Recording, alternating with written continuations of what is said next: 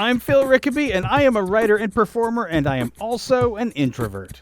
I'm Jess Gorman, and I'm a theater maker, and I am also an introvert, and this is the Introvert's Guide to.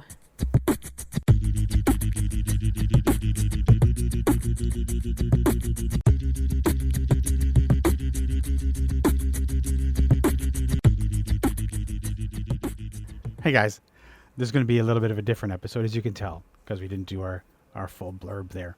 I'm going to do a bit of a preamble before we get into the meat of today. You know, a while back we had a little bit of a hiatus. You know, Jess had a baby, which meant that we needed to take a break so that she could have the baby, care for the baby, bring the life into this world, and make sure it didn't die. And we got back to things, but Jess switched jobs and things like that. But then we got back into it. And then probably around the time, just after you heard the last episode that we put out, we sat down to do an episode. Mm-hmm. And Jess, you had, first off, how were you feeling that day when we started to we got to this point, we didn't quite get to the record button. What state were you in? I think my exact words were, my face looks gray. I just felt awful mentally and physically, and that feeling was all too familiar. Because, dear listeners, I'm pregnant again. Yeah. So Jess said that, but Jess was gray and so gray. Like, I thought there was something wrong with the camera. Oh my gosh, yeah. Like, it definitely looked like it was a lighting issue. It did, but it was not. That was just your skin. Yeah. She was raw, she was crying, and I said, "We don't have to do this today." It was like the gentlest message I'd heard all day, because like I also had to work. I had Sawyer, and Sawyer's my son, by the way, and I had so much going on, and you know, my first pregnancy was rough. This has been rough though. Like, I look like I haven't been sleeping, and which I haven't. You know, I can only sleep in one position, and it sucks. So it's just.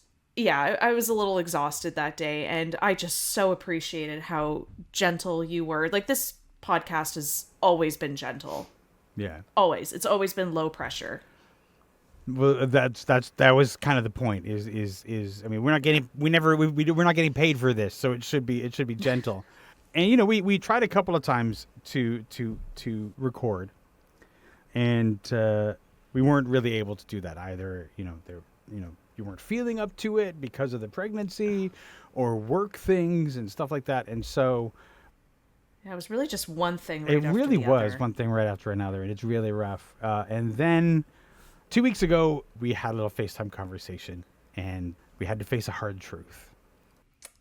Yeah.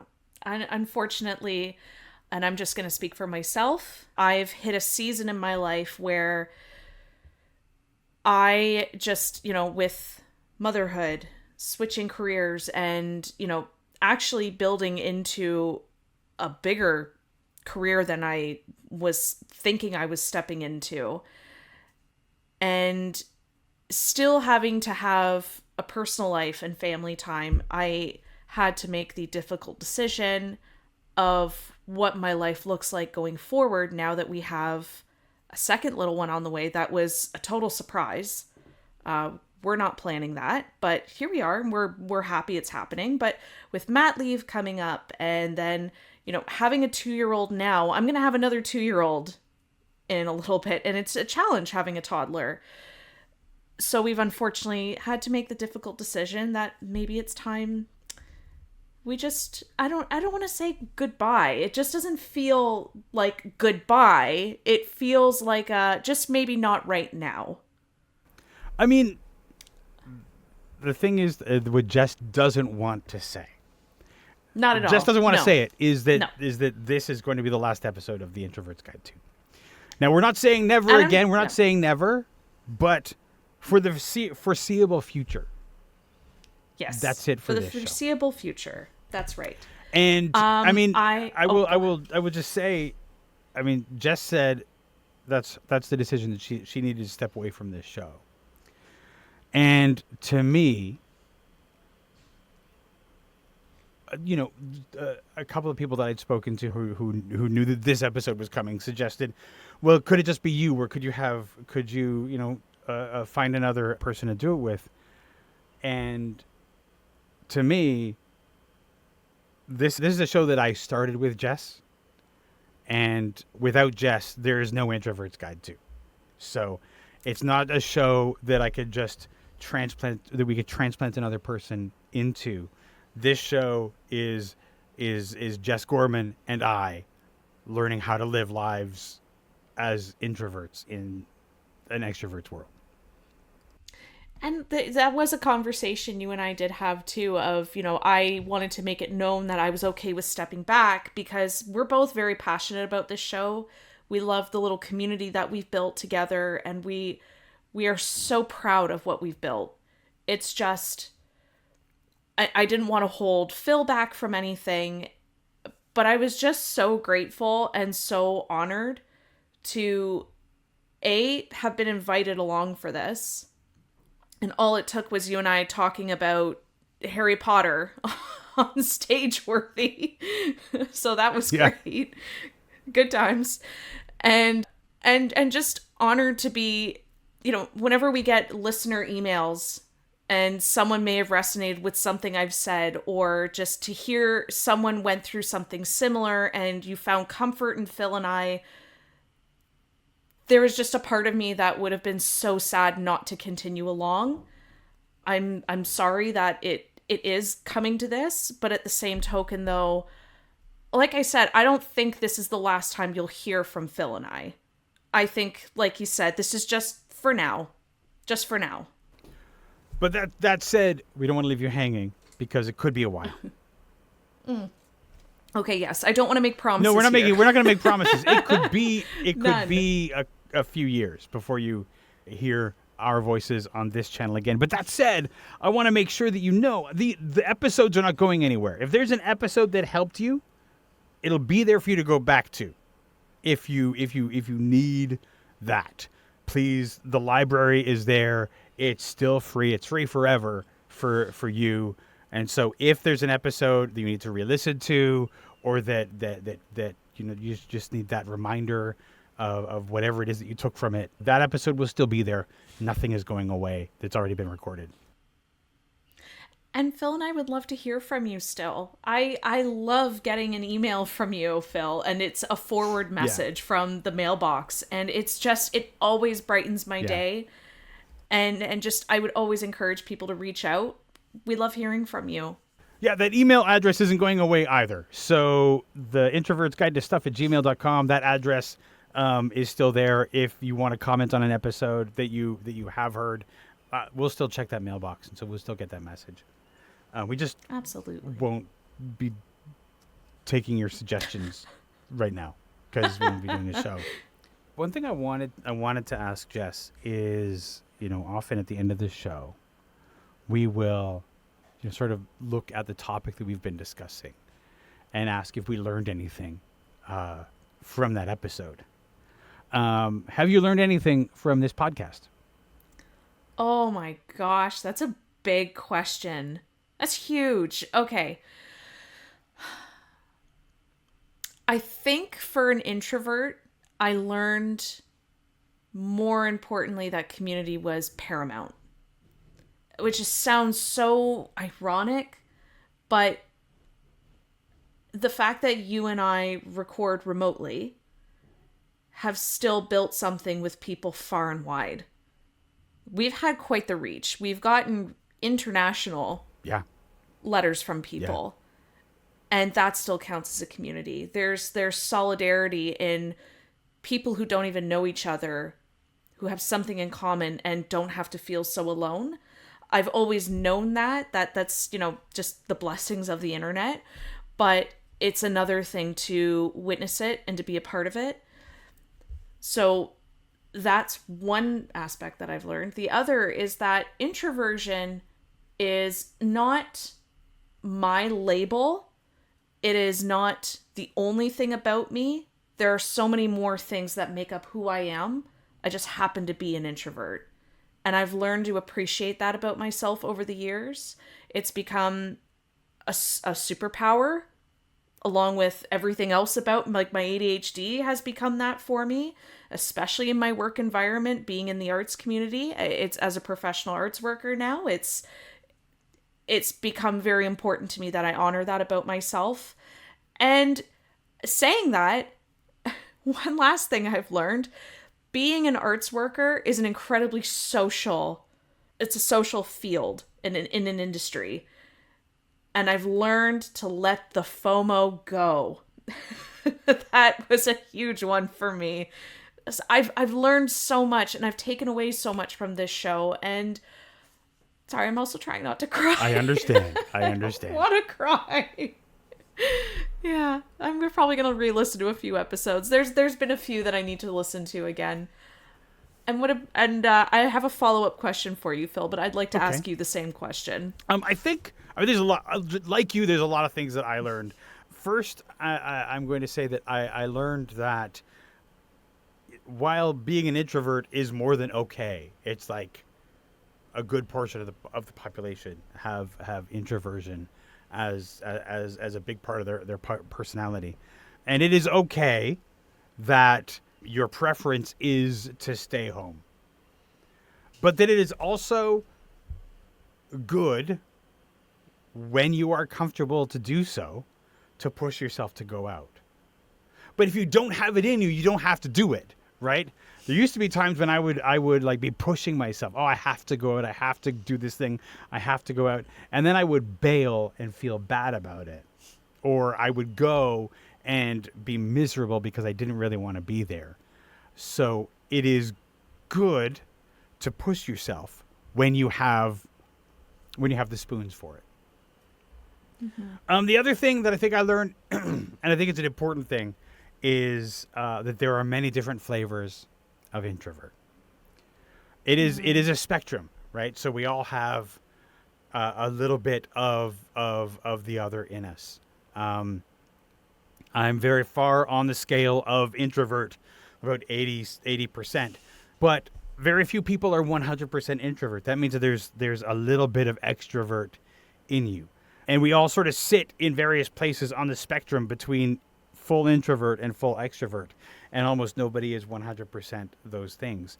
So what works for you as an introvert does not necessarily work for me as an introvert.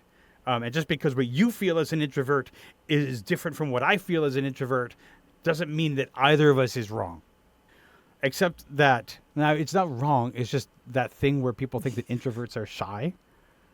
That's the thing that I think if I was to shout one thing from the mountaintops from this show, it would be that introverts are not necessarily shy. Some shy people are introverts, but not all introverts are shy. And that is an important thing to keep in mind. So those are the things that I think that I've taken away from this, that have sort of sat in my brain the longest. Man, we have given so many good nuggets over the years. It's true. It's true. What was your follow-up question? Okay. What has been your favorite moment that still makes you smile to this day? My favorite moment? It's early on. It's like one of the earliest episodes. It is this quote, and I wish, like, if we had T-shirts, you'd have to put it on a T-shirt. I will dive into a store. Jess Gorman, and the idea of like avoiding people that she knows on the streets. I will dive into a store, she says, and I. Oh. And I. She meant it. Should have gone on a T-shirt. Gosh. We should have. Like, of all merch ideas, it was right there. I know, but I mean, we had so many merch ideas that we never like really were able to do. Oh my gosh, listeners, we have a document and there's lists of ideas and they just never came. It's just really hard to listen. We're both in Canada, And most drop shipping companies that do T-shirts are in the States. And as soon as you want to ship one of those from the U.S. to Canada, the price doubles. Oh, it's It's expensive. just expensive. So it became not cost-worthy. It didn't make sense financially for us to do it because we'd never be able to get our own merch. No, never. So it's really too bad. My moment that will always stand out for me is the moment you told me that you LARPed. Oh my God. Forever and always. You cannot. That is dead. that. I'm dead. I die every time. Like I die. The problem is that you inherently think that live action role playing is hilarious. And you know what? On its surface, it absolutely is. It is a ridiculous thing, like all gaming is. She can't even let me have the conversation without laughing. It's caught between tears of like joy and tears of sadness that I'm not gonna harass you about. You know what? She's gonna find a way. She's gonna find a way. She will find a way. I will. Look, in my defense, there's no defense. In my defense, all LARP is inherently silly, right? Live action role playing, there's many types. Some of it is like outdoors, like camping type stuff. People are hitting each other with foam weapons, which is ridiculous as they talk in their faux medieval accents. It's ridiculous. Or to whether it's like you're pretending you're werewolves or vampires in an indoor setting. It's ridiculous. But it was also fun. My microphone had to be muted that whole time. I'm glad I was able to amuse you with this thing. So much joy. I love that so Tell you what, if any pictures come up from my LARP days in my memories on say Facebook, I'm just gonna send them right to you. I'm just gonna be like, there you go. You do that. You put that on a T-shirt for me. It's not going on a T-shirt. I will give that's you just something that's just for you. It's not going on a T-shirt. Says you.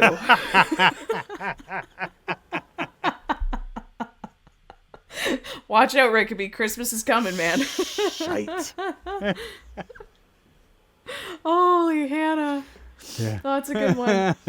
Okay, another follow-up question. Did you ever end up going back to that coffee shop I told you to go back to? I've been there a couple of times, but I never become a regular. Mm-hmm. And all right. I mean, okay. There's really no excuse why, except that I'm really lazy, and I work from home, and in the morning, I don't want to go out, and in the evening, yeah, fair enough. I want to go out. Yeah. I think if it was like the pre-pandemic years when I would go to work, right, when you would leave the house and go to work, it would be a lot easier to go to a coffee shop every day. I would pass by it every day, and I'd go in the morning and get a coffee.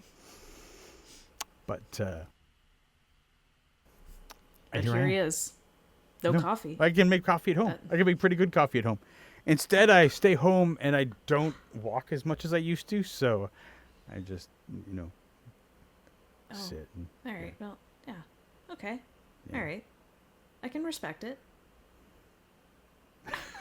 You look a little ashamed of yourself. I was a little bit ashamed because of an assignment you gave me, and I was like, "Yeah, I'm gonna do it." And then, like the next day, I was like, "I'm not gonna do it today." No, we both knew I wasn't gonna do it. It was just something for you to like razz me about, like LARPing. 100%. You gave me so much fodder. It was Christmas. Oh my gosh. Oh. Ooh, I got tears coming. So, this is obviously we're not going to fill an hour with this show because we've given the important information. We gave it right off the top, and some shows they'll wait an hour. They'll like banter around and they'll wait until the end to say, "Oh, by the way, this was the last episode. We've given it to you right off the top. Let you know that for the foreseeable future, which could be 2 to 5 years, won't hear from us because Jess has parenting and work, and I have work and writing and stuff like that. So we'll keep we're going to be busy, but not too busy to hear from you. If you have a favorite thing that you want to reminisce about, we'd actually love to hear what your favorite moments from the show have been. So if there's something that happened on the show that you still think about or something that helped you, we would love to hear about that. So send that to us at introvertsguide2stuff@gmail.com, and that will make our day. And you won't have to worry. We won't be using it on an upcoming episode. That's a fact. But you will be 100% making our day. Yes. So, Phil, Yes. question though. What's on the agenda for you after this? What are you up me. to? Okay. Yeah. So I'm working on a project. This Christmas, I'm going to be performing a Christmas horror play that I've been working on the week before Christmas, like the 19th of December at Toronto's Red Sandcastle Theatre. It's a solo horror play called It Sees You When You're Sleeping, which is about an elf on the shelf style doll that terrorizes a single father and his daughter.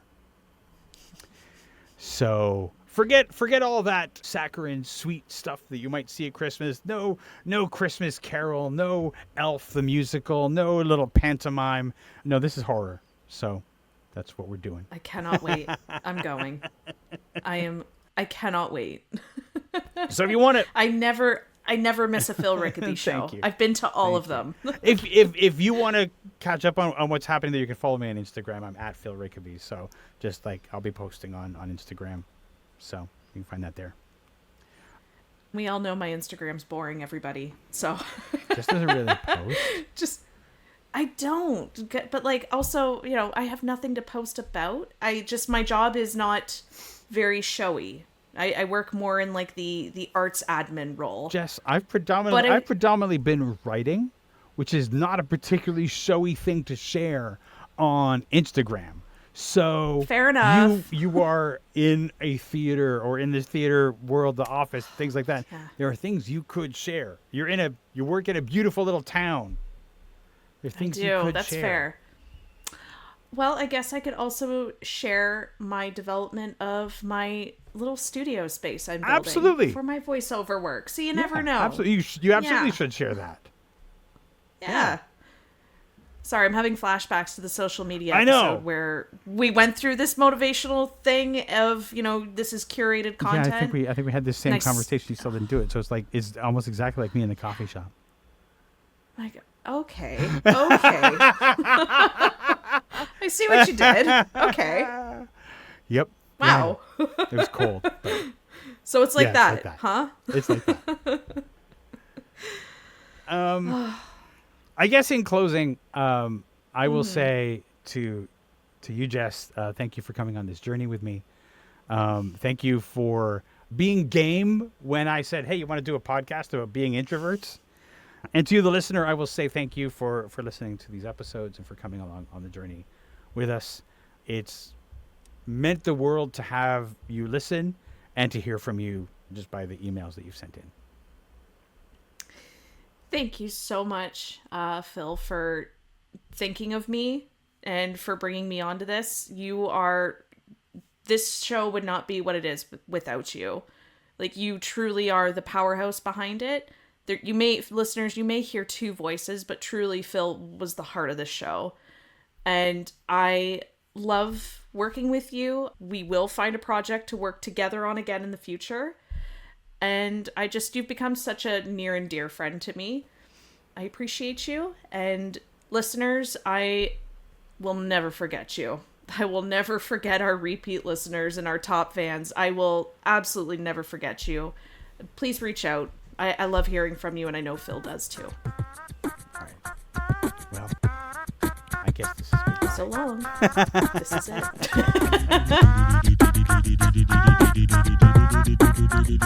it.